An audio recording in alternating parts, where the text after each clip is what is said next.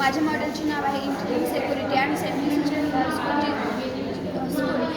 तर माझा app link IoT ॲपद्वारे कार्य करत आहे. तर सरकारने अनेक पावले उचलली आहेत विद्यार्थ्यांच्या सुरक्षेसाठी.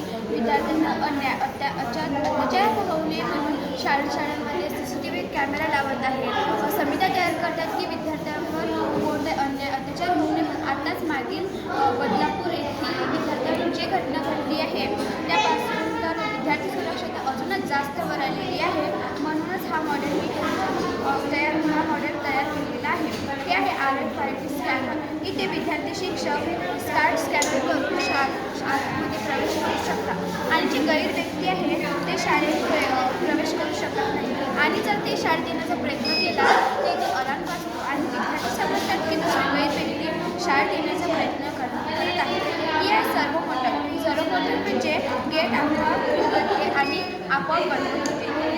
ही आहे बझर म्हणजे अलार्म वाजण्याचं काम करते. ही ESP म्हणजे याचं मुख्य नियंत्रण. आणि जे लाल लाईट लागलेली आहे ती LED लाईट आहे. ही पॉवर मोटर म्हणजे या सर्वांना वीज पुरवण्याचं काम करते.